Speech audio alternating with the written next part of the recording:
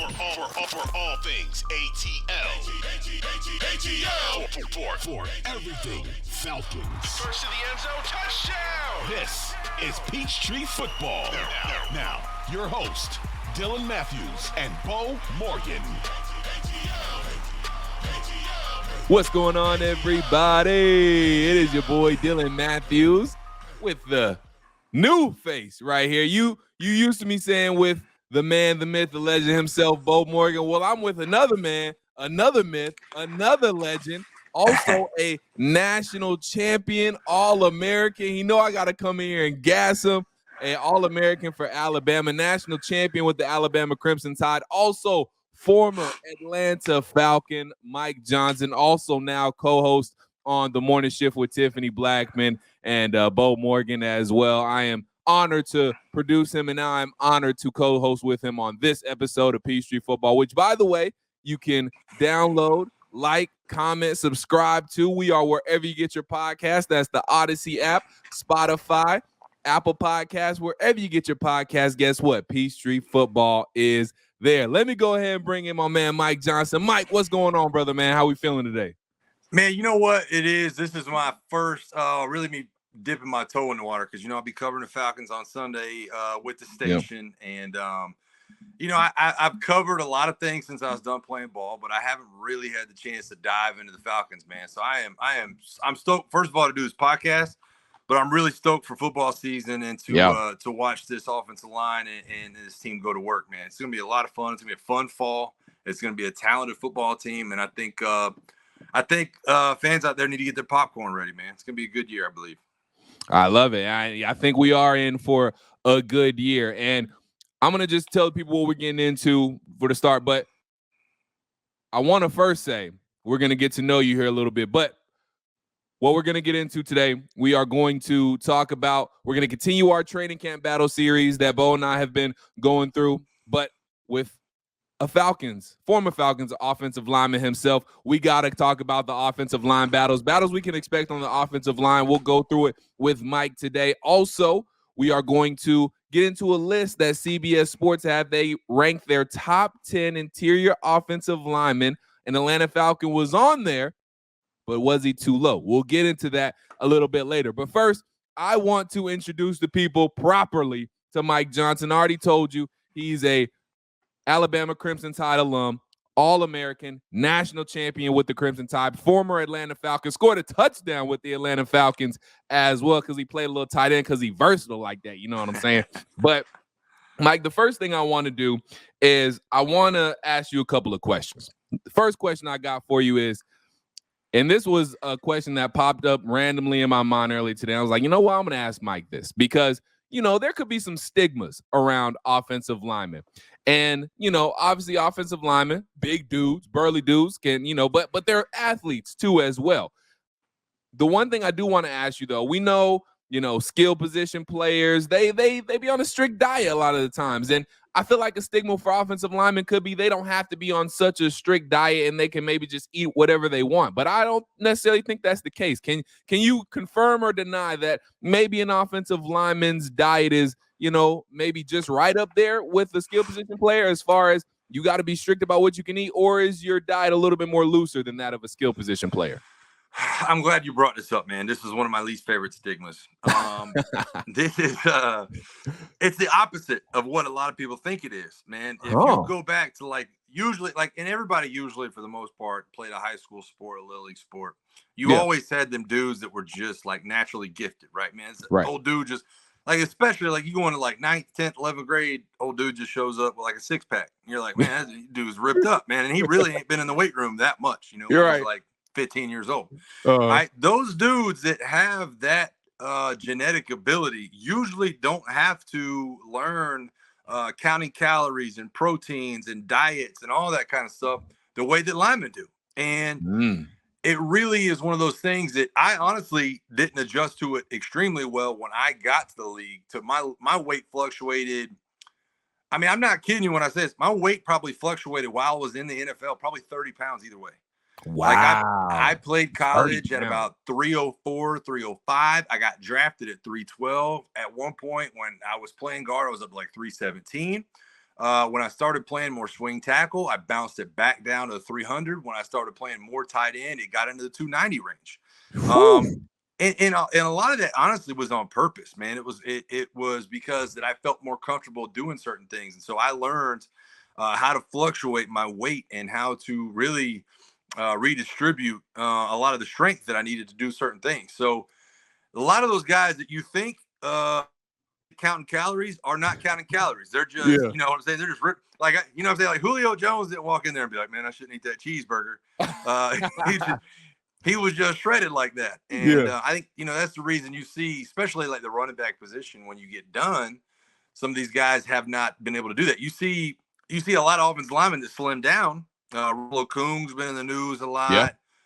Joe Thomas has been in the news a lot. Jeff Saturday's been in the news a lot about losing 80 pounds, 100 pounds. That's because those guys have learned over the course of their career to count those calories and to make sure that they're aware of their weight and what weight they need to play at. So it's not what everybody thinks it is, man. It's probably the opposite of what most people understand.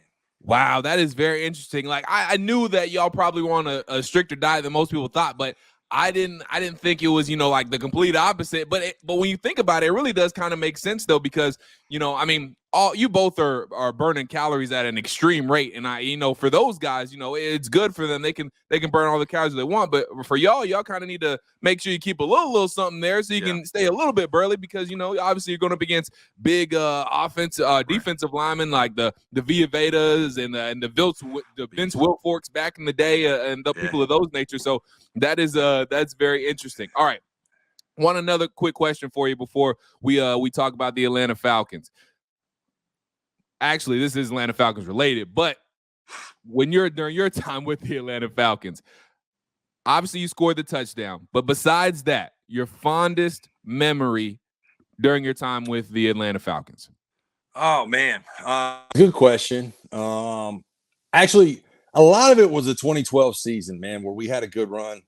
Yeah, I played I think 3 different offensive line positions plus tight end that year. And we really kept a good core group plus one. You know, I think we had a little bit of injuries, but for the most part, we had the same group throughout the year.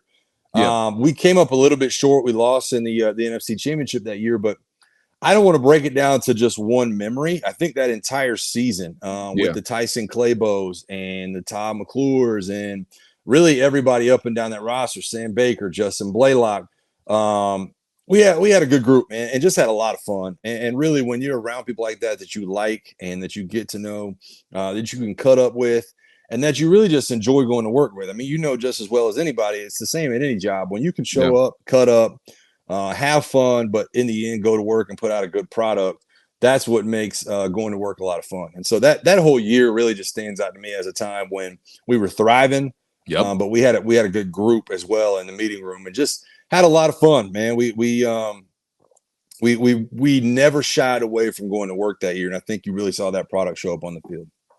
Love it, man. Love it. Always fun when you're winning. But all right, Mike, let's go ahead and get into some Atlanta Falcons discussion. Let's first talk about the battles we could expect here around this offensive line and across this offensive line with the Atlanta Falcons this season. So I think the most interesting position probably going to be that left guard position. We know who should be there, but will he be there right away? And, you know, is anybody really going to be able to compete with him at that left guard spot? Obviously, I'm talking about Matthew Bergeron, but we'll get to him in a second. Is it pretty safe to say, other than left guard, everything else is pretty much nailed down? Maybe you can make an argument for center, but, I mean, left tackle, we know it's going to be Jake Matthews. Left guard, we're going to talk about that in just a second. Center probably should be Drew Dahlman.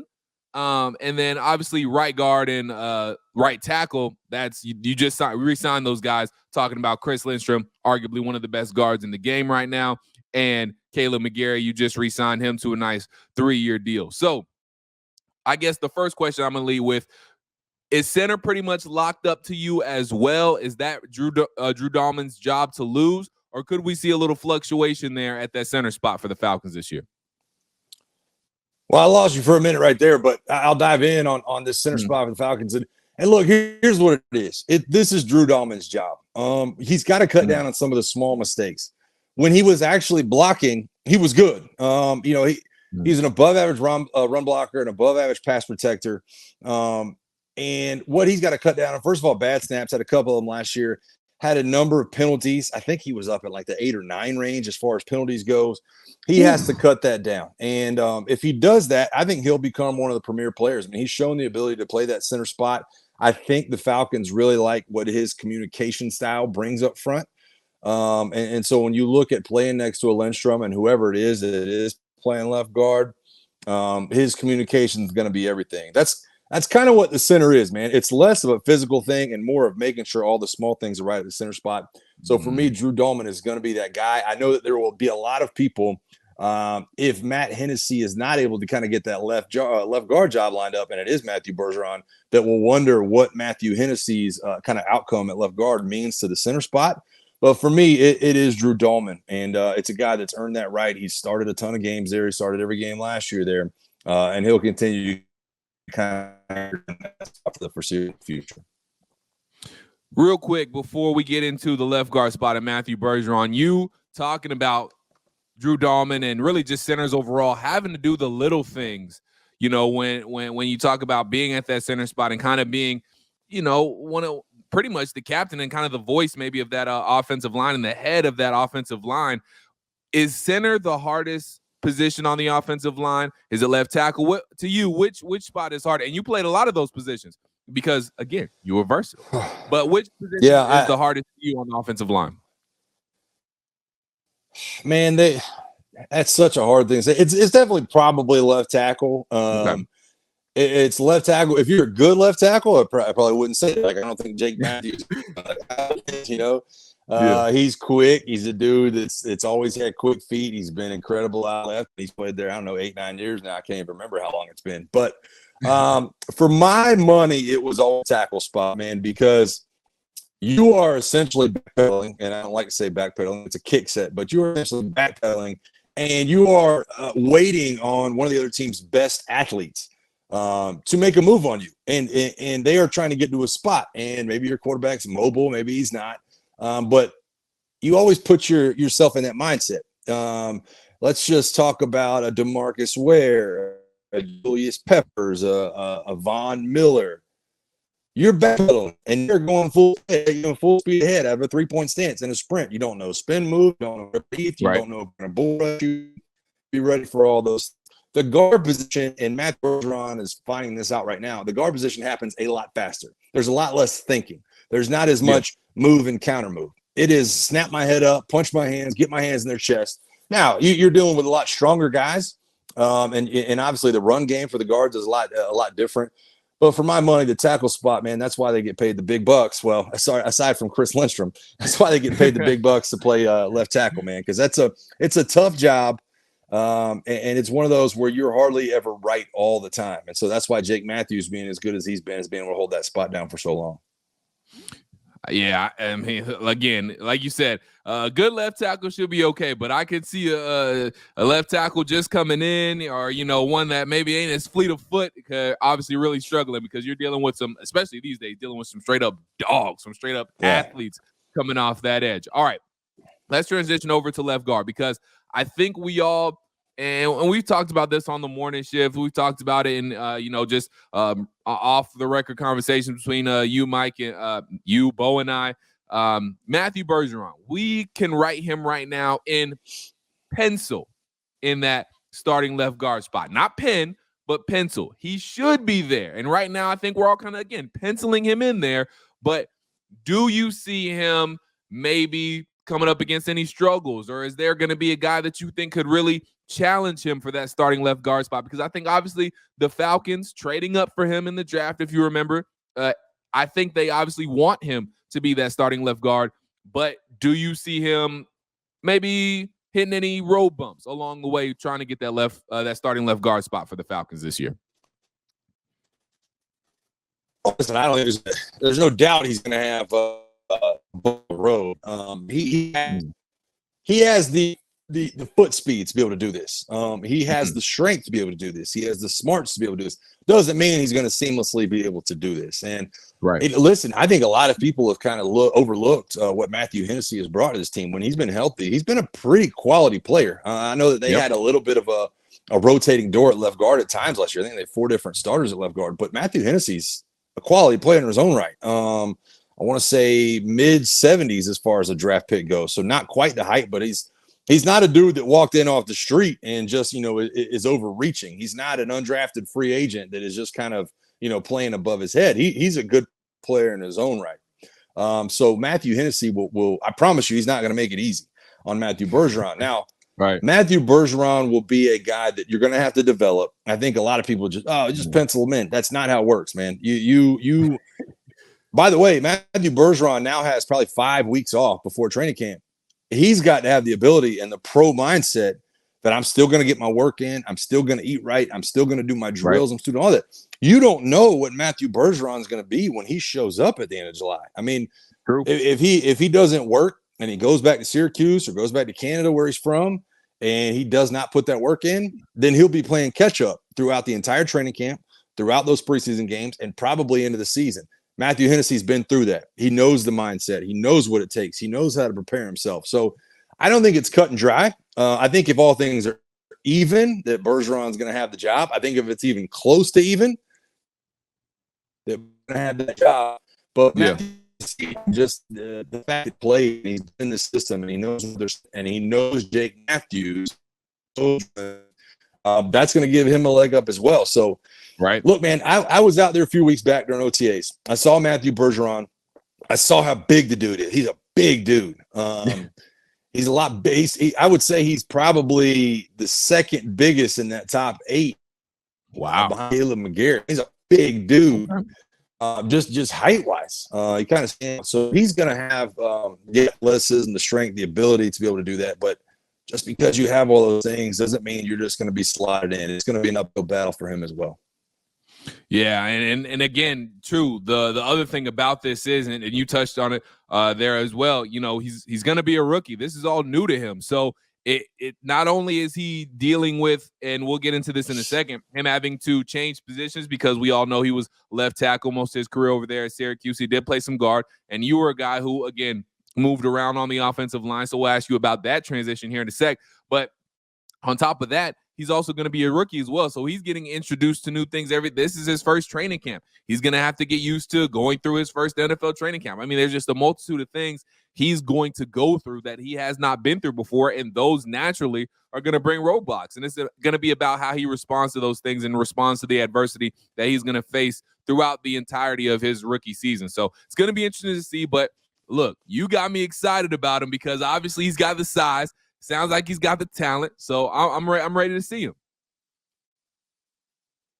I will say this, man, and you want to talk about the length and the difference between college training camps and professional training camps.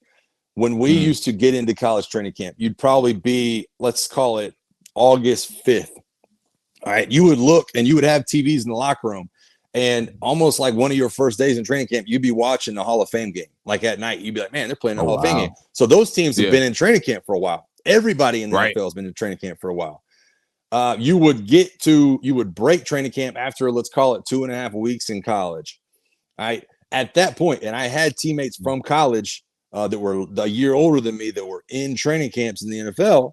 They're still locked in the dorm rooms, the hotels, the training camps after you've already broke. So they're in a week before you, and they're staying a week after you. They're getting a full month of training camp in a lot of different ways. Now, that has changed because of the 17-game schedule. Right. But I don't think a lot of people understand the difference and how much longer it is for an NFL training camp. At some point, you have classes in college. So you have to break training camp. You don't have that. That is now your job. And by the way, you're getting paid handsomely to do that job. So you're at their mercy. And it could be a full-on month that you are living in a dorm room and hanging out with guys and just grinding, 6 a.m. all the way to 10 o'clock at night. It's a long, long deal that I don't think most people realize that there's such a big difference.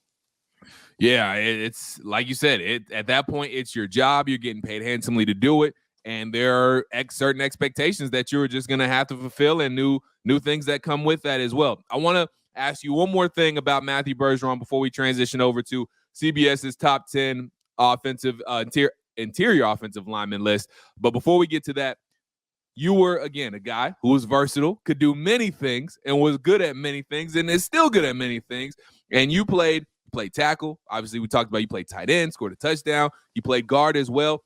Matthew Bergeron, we just touched on him moments ago. He's going to be a dude that is transitioning from playing majority left tackle to playing hopefully left guard and hopefully starting for left guard at guard for the Atlanta Falcons. How tough is a transition from that? The rule of thumb is that if you have played tackle and you've been pretty successful at tackle, then you should be able to slide in at guard. Now, from guard to tackle, maybe not so much, but with him sliding in and not out, going from tackle to guard, should that be a pretty easy transition from him? And you've been out there, you talked about it, you've seen him at OTAs. Does he look like he's going to be okay making that transition? Well, things are going to happen faster for him. I'll say this much. It's by no means easy. I think the transition from left tackle to left guard is a lot easier than the transition from right guard to left guard. And I don't think most people understand that. When you are going from the right to the offensive line to the left side of the offensive line, it's like me telling you that you need to train for a boxing match with your right hand, and then all of a sudden you have to use your left when you go in the boxing match. It's just different. Yeah. So the fact that you're comfortable in a left-handed point stand, the fact that you're comfortable on the left side of the offensive line gives you a small leg up. Things are happening a lot faster. And honestly, you're asked to do a lot of things. You're going to post player a lot of games, which means that you're trying to get up under the lineman so that tackle can kind of blow and drive them off the ball. And the pass protection is going to happen a lot quicker. You have to get your hands up, have to snap out of your stance, have to get eyes up and ready, and you have to stay in good posture. So it's definitely not easy. Anybody who says it's easy, they must be they must be Jake Matthews, Bruce. They put it all up and down a lot, right? So it's not easy. But I will say, I think transition, as long as you're on the left side, is easier than going from the right side to the left side. So hopefully that plays in his favor. We hope so. And hopefully, again, you can right now he's penciled into that starting left guard spot. But if we can at some point pin him into that starting left guard spot, and that's good. That means something's going right. And looks like it'll be a solid pick for the Atlanta Falcons. All right. Speaking of solid picks, Chris Lindstrom, he was a solid pick for the Atlanta Falcons, and now he's seeing the fruits of his labor. He got a nice fat extension that was well-deserved. Now I believe the highest paid guard in the NFL. And CBS, they recently put out a top 10 list, and they ranked the top 10 NFL interior offensive linemen of 2023. Now, Chris Lindstrom did not make the list last year. If you're wondering what the list last year was, I'll give it to you really quickly here. Number 1 was Zach Martin, guard for the Cowboys. 2 was Quentin Nelson of the Colts. 3, Jason Kelce, the center for the Eagles. 4 was Joel Bitonio for the Browns. 5, Corey Linsley for the Chargers. 6, Shaq Mason for the Bucks. Creed Humphrey for the Chiefs at 7. Wyatt Teller for the Browns at 8. Joe Thuney for the Chiefs at 9. And Brandon Sheriff for the Jags at 10. So this season, we'll start from the top. Number 1, not a lot of change there from the top guys. Zach Martin, still number 1, guard for the Cowboys. Number 2, Philadelphia Eagles center Jason Kelce. Number 3, Joel Bitonio, offensive guard for the Browns. Number 4, Quentin Nelson, guard for the Colts. Number 5, Creed Humphrey for the Chiefs. He's the center. Number 6, offensive guard for the Chiefs, Joe Thuney. And coming in at number 7, our very own Chris Lindstrom, obviously right guard for the Atlanta Falcons. But number 7, do you think that's a little too low for Chris Lindstrom? Is it maybe too high, or is it right where he needs to be? Well, I think when you look at that list, the first thing you're looking at from some of those guys at the top is the track record. I mean, Kelce is a dude Kelce's like fine wine. I mean, the dude is he continues to get better. I mean, he gets to the second level and their wide zone schemes like a spider monkey. I mean, he's jumping all over freaking linebackers, and he's able to pull and he's able to do things from the center spot that not many people can do. Zach Martin, let's call it what it is. Zach Martin's a first ballot Hall of Famer. I mean, the guy, if he's not only the best guard playing right now, he might be the best guard in the history of the game. Yeah. You want to model your game at. Chris Lindstrom at 7 to me. Now, Quentin Nelson's got 4 on the list. Quentin Nelson is a guy who really all pro, all Pro Bowler, all that stuff his first 4 years. I think he a little bit regressed last year. I don't know if there was an injury up here and there, but a little bit of regression. But all those guys have track records. And I think that's the one thing Chris Lindstrom battles on is he doesn't really that long track record. He's really what you think of as a pro of the world, right? He's one of the dudes that really thrives at his own scheme. He's not a huge dude. I mean, he's 6'3", 305.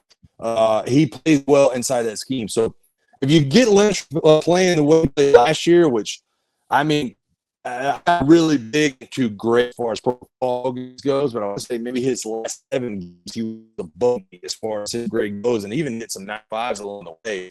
Just locked down second half of the year last year. So if you get that longer track record at Lindstrom, and you really see it for 2 years, he's only going to fly. I mean, that's going to fall off. He's not a one-off. He's really built for the long haul. He's gotten better in every season with the Falcons.